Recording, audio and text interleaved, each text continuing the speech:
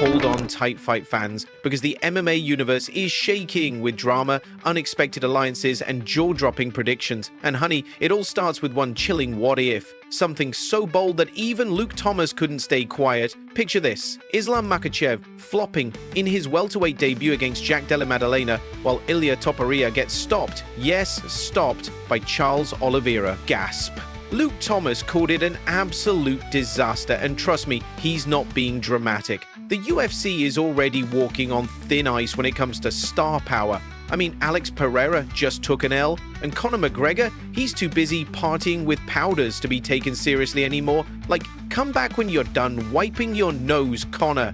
So now, if either Islam or Ilia, two of the only real global stars left, falls, that's a huge blow. But if both crumble, baby, that's a full-on meltdown.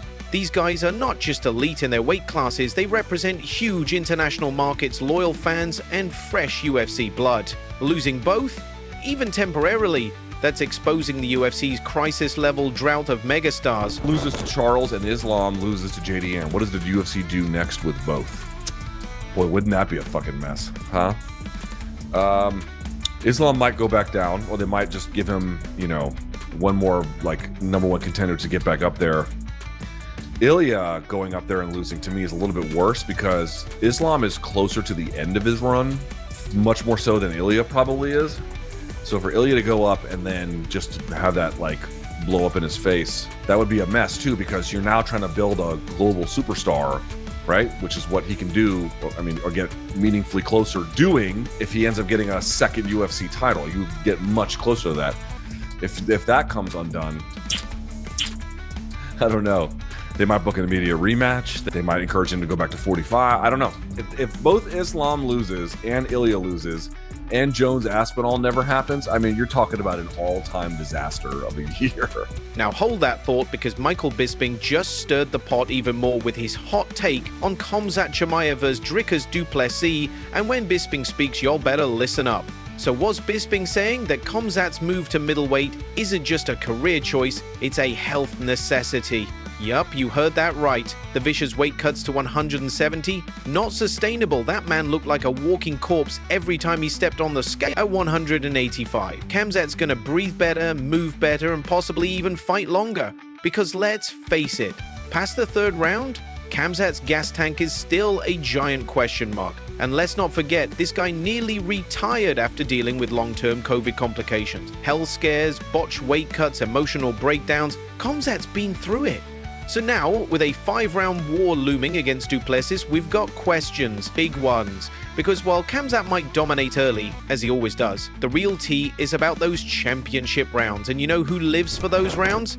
Yup, Dricus du Plessis. He may not be the flashiest striker, but his cardio, pressure, and toughness, absolute nightmare fuel. The man went toe-to-toe with Sean Strickland and Israel Adesanya and didn't slow down a second. So, are we about to witness Khamzat finally crash and burn after round 3? Or will he shut up the doubters for good? The conditioning is going to be key for Khamzat, because moving up to 185, the conditioning will be improved. The strength will be improved. He can take on more nutrients. He can recover better between training sessions. I don't know why everyone doesn't move up a weight class. I said this on a video yesterday, and I'm saying it again right now. Everyone just move up a weight class, okay? The sport will be better. And do you know what we do? We add a cruiserweight weight class, 225 pounds, so the light heavyweights can move up as well. I think that is the answer to all of these problems. The fighters will recover, they will feel better, they won't get injured, they won't be pulling out, and we're going to get better fights where people are going for it and they can take better shots and land better shots. Anyway, since he's come up to 185, Khamzat Chimaev is looking great, okay? But I'm just saying, against Dricus du Plessis, this guy's not easy to fight, okay? People talk about this herky-jerky offbeat rhythm, and he does have kind of a unique style. But you cannot say that this is not effective.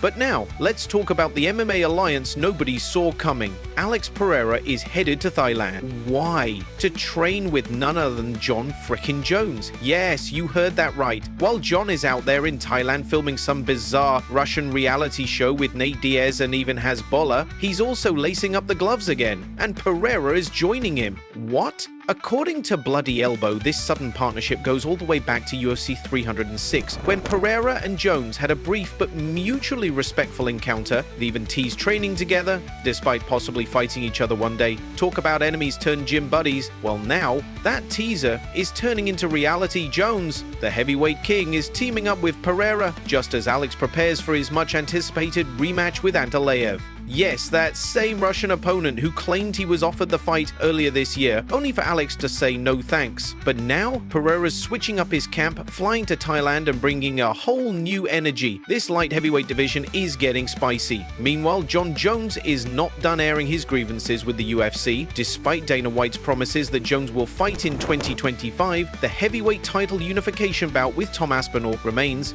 nowhere to be found. And Jones? Baby, he's fed up. He's calling out the UFC's lack of transparency, claiming he already gave them his timeline and can't understand why fans are being kept in the dark. And the shade he threw? Iconic. Do I look like someone who cares about vacating belts? I told the UFC my plans a long time ago. Why haven't they told you all? Ask them. Tell us how you really feel. Jon. Meanwhile, back in the middleweight saga, Kamzat versus Dricus is being dissected by two men who know their stuff, Chael Sonnen and Sean Strickland. Chael is out here raising serious questions about Kamzat's grappling plan, and even take du Plessis down and keep him there, because if Dricus stuffs those early attempts, whew, that fight flips fast, and Chael's not even sure Kamzat has that edge. Sure, he'll be the betting favorite, but don't sleep on du Plessis' underrated grappling and gritty determination. Then comes Sean Strickland, Mr. No Filter. He's faced du Plessis twice and he's not sugarcoating it. Sean admits Kamzat's wrestling is next level, but if Dricus can resist those takedowns, game over. Sean even said, and we quote, that while he could handle most of those chens in the gym, he's not so sure du Plessis can, but if he can, Sean believes Dricus walks away with the belt. This isn't just a title fight, it's a showdown of survival. Styles make fights, and this one is about to be an absolute war. So now we want to hear from you, the real fight fans. Will Kamzat bulldoze his way to victory early? Or will du Plessis weather the storm and crush him in those deep waters? Drop your hot takes below. That's it for now from MMA Psycho, but you already know we're watching every second of this chaos unfold.